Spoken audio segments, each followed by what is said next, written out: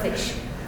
So, the first question is just like about some of the stuff that you do, and so, I was thinking you could talk about how you're an MSW student, you could talk about your internship, and then if there's anything else that you feel like is relevant to talk about, that'd be awesome. So tell me a little bit about the work that you do.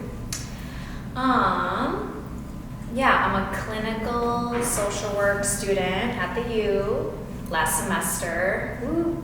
I love reading fantasy fiction.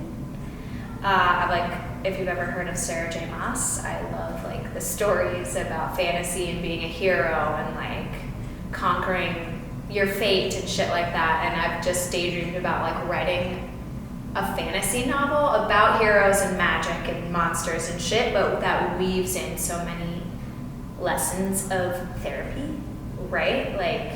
A lot of those heroes we see in fantasy stories are all about pushing through, even against all odds, and weaving in really good therapy stuff for kids and just the world. I feel would be so perfect.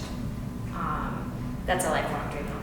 Yeah, what are some of those lessons that you want to weave into those stories? Just psycho-ed about trauma, psycho-ed about relationships, interpersonal effectiveness and mindfulness and respecting people's boundaries and how we don't need to understand someone's boundary to be able to respect it, right? We don't have to get it to be able to respect somebody else. I feel such a pull to include myself in the healing that we do in the room. I try to say we and us a lot when I talk about lessons that we learned, or when someone is mean to us, we want to punch them. Try to use that language a lot because I don't want to separate myself from my clients. I do, but I don't, right? I'm learning as a new clinician how to navigate that. I always think that if I don't like someone, I don't know them well enough yet. Because I have a personal philosophy that there's always something you can connect with somebody on. And we all eat, well, we don't all eat breakfast, but we all eat food, right? We all fucking wear underwear. Well, we don't all wear underwear.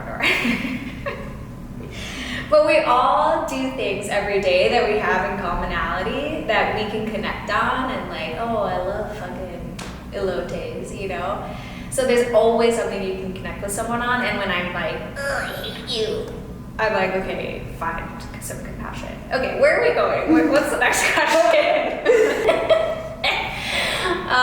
You're lying. A ride home. Some of those boundaries, I'm okay, I understand why, me in the role of therapist, I can't be, giving everyone a ride home. Because, I don't know, what if something comes up in the car about, some sort of situation and that needs some, validation or acceptance or challenging. And my brain has kind of switched modes. I don't care about pay. I'm not going to be I don't know how my pay time. I'm fuck that. But I would be I don't want to talk about this right now, And that would be a boundary, and I don't know if that would be beneficial for the client. I want, like what I was saying before, I want clients to see my humanness. And I don't know the next step, I guess, but I want that to wrap into their healing, right? And I know that seeing more of my humanness will be tougher, right? Those are harder conversations to have, and that's more work mentally and physically, but that's what therapy is,